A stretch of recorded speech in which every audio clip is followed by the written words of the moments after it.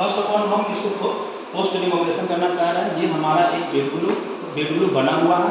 इस bed glue बनाने से पहले भी एक हमारे पास मतलब 5-6 ऑपरेशन होते हैं।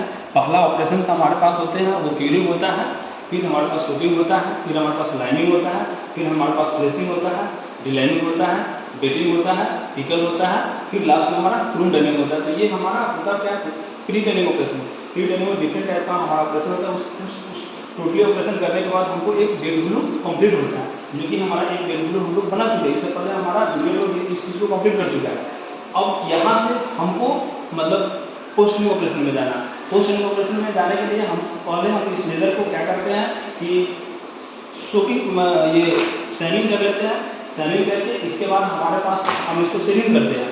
सेविंग करने के बाद हमको जो आर्टिकल हमको चाहिए वो आर्टिकल हम इसको बनाना चाहेंगे तो उसके अकॉर्डिंग हमको सेविंग करना पड़ता है। तो हम इसको ग्लोबिंग लेजर बनाना चाह रहे हैं। तो ग्लोबिंग लेजर के लिए हमको ग्लोबिंग का थिकनेस कर लिया है। इसका थिकनेस हमारे पास 0.7 से 0.8 थिकनेस हम ले चुके हैं। अब हम सेविंग कर लिए 0.7 से 0.8 mm थिकनेस पे। अब हमारा ये जो लेदर है, इस लेदर को अब हम क्या करेंगे ग्लोबिंग लेदर में कन्वर्ट। ये मेरा बेड ग्लू है, अब इसको ग्लोबिंग लेदर बनाना चाहेंगे।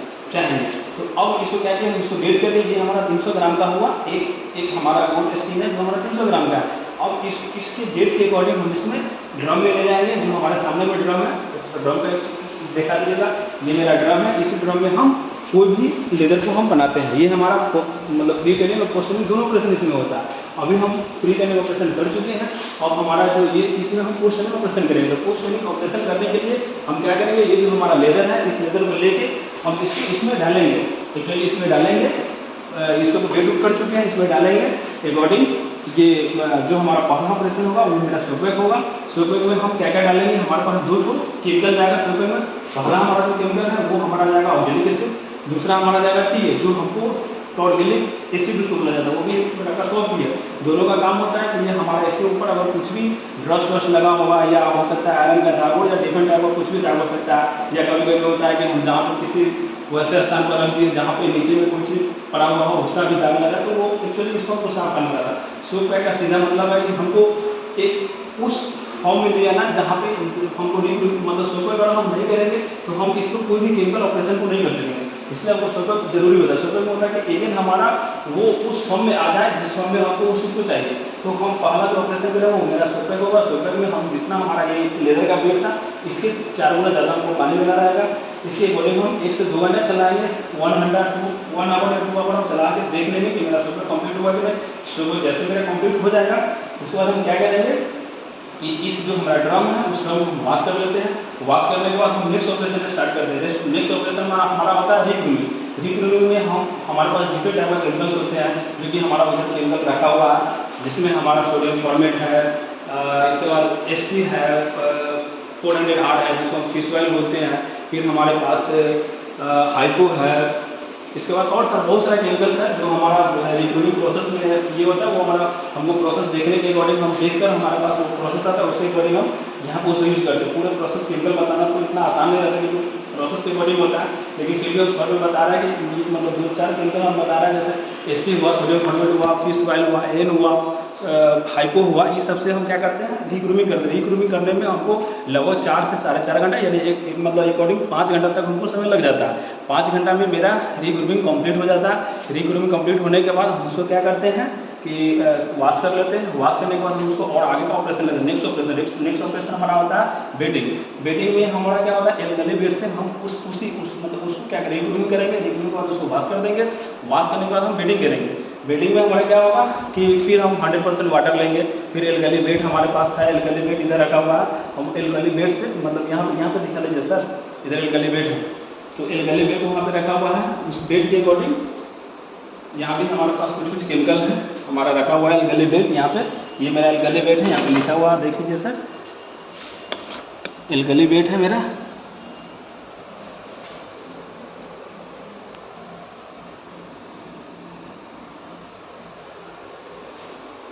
वो मेरा एल्कली बेड है। और वो बेड लेकर जितना हमारा जो लेदर था, लेदर का बेड का 2 गुना मतलब 2%, जैसे मान लीजिए हमको 300 ग्राम जितना था उसका 2% हम देकर हम क्या करेंगे इस ड्रम में डालेंगे। ड्रम में डाल के हम 100% वाटर लेंगे। 100% वाटर के बाद वो हमको 2 घंटा का प्रोसेस होता है। बेटिंग हमारा 2 घंटा का प्रोसेस होता है, क्योंकि हमको ग्लोबिंग लेदर बनाना, ग्लोबिंग हमको और बेहतर तरीका से बेटिंग होना चाहिए, क्योंकि वो बहुत हेवी सॉफ्ट लेदर बनना चाहिए।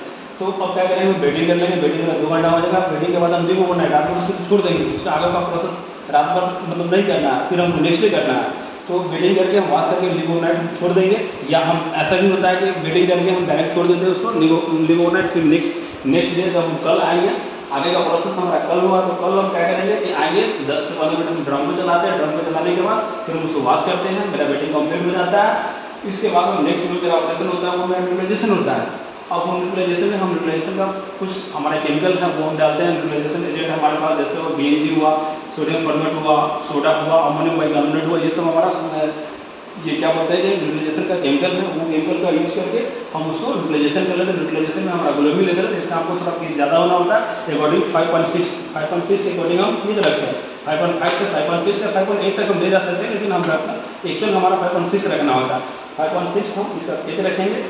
इसके बाद हम बेडिंग भी कर लेंगे, बेडिंग करने के बाद हम ये न्यूट्रलाइजेशन कर लेंगे, पीएच देख लेंगे। 5.6 अगर आ जाता है तो हम आगे हम ड्रम को वॉश करके हम आगे बढ़ाएंगे, अगर नहीं आता तो हमको फिर चलाना हो सकता है कि हम जो जैसे परसेंटेज इसमें डालना होता है तो सब डालें, इसमें सोडियम फॉर्मेट या हम सोडा डाल लें।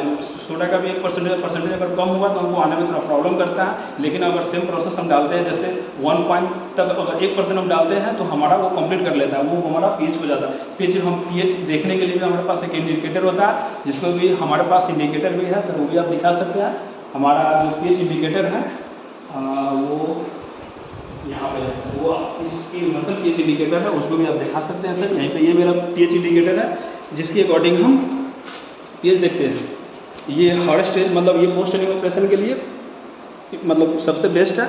बाकी हमारा जैसे हम नीचे का जो ऑपरेशन किया है, प्री ट्रेनिंग ऑपरेशन किया, उस सब के लिए हमारे पास अलग अलग डिफरेंट टाइप का था।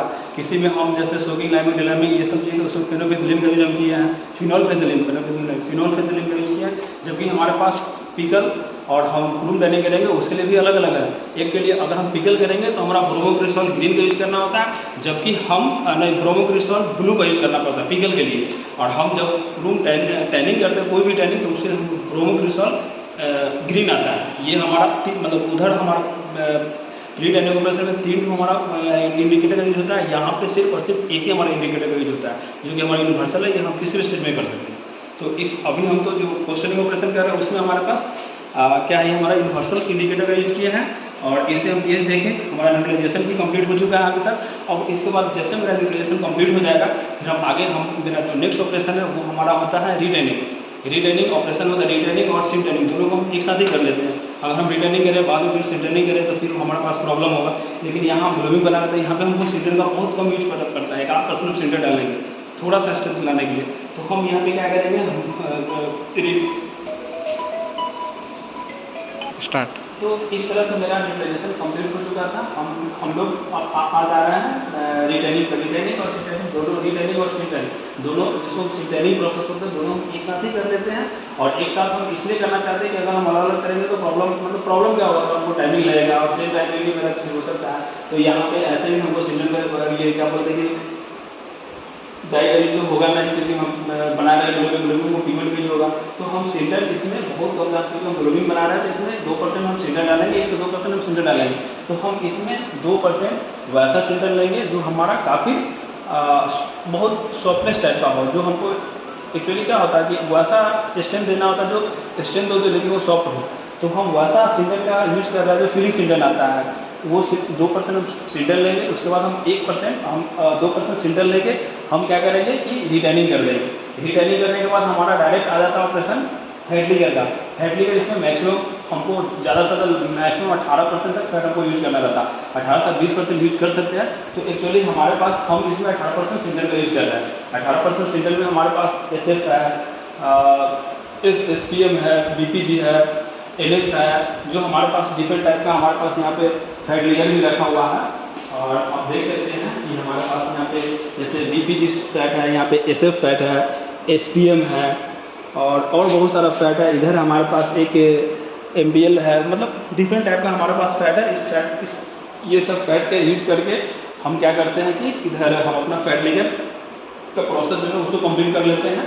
और मेनली हमको होता है फैट लिकर हम इसलिए करते हैं क्योंकि हमको जो लेदर है, लेदर के अंदर में हमको ये क्या हम फैट लिकर करने का मेन पर्पस हमारा ये होता है कि हमारा जो लेदर है वो सॉफ्ट हो, इंटरनली सॉफ्ट हो जाए। उसमें उसके अंदर में जैसे ही हमारा जो भी फैट जाएगा, वो जो लुब्रिकेंट हमारा जाता है वो उसके अंदर में वो क्या होगा, उसके जो हमारा कोलिजन है, कोलिजन के अंदर में जाकर वो प्रिटेट हो जाए, ताकि हमारा एक बाद में हम जब ये प्रोसेस कर ले फैट लिकर मेरा कंप्लीट हो जाए तो बाद में वो हमारा सॉफ्ट दिखे।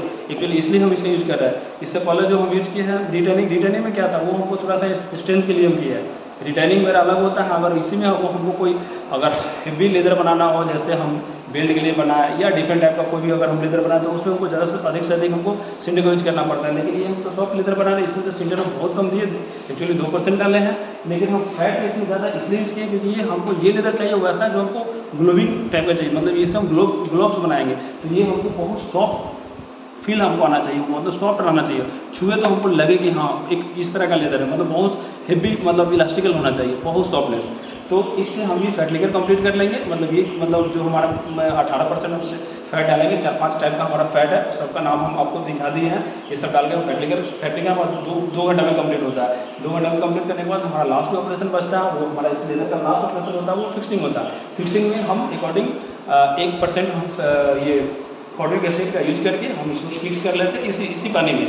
जो हमारा फैट लेकर के किया हुआ इसमें पानी में वॉश नहीं करना रहता, उसी पानी में हम क्या करेंगे, फैट डालेंगे, अब में ये फॉर्मिक एसिड डाल के उसको फिक्स कर लेंगे।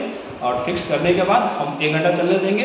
1 घंटा के बाद हम उस चीज़ को निकाल लेंगे। उसके बाद हमारा डिफरेंट टाइप का मैकेनिकल ऑपरेशन होता है, क्योंकि हमारे पास यहाँ बहुत मैकेनिकल ऑपरेशन अवेलेबल नहीं है, कुछ मशीन हमारे पास अभी है नहीं। लेकिन जो मैकेनिकल ऑपरेशन है उसको हम बता सकते हैं कैसे कैसे होता है।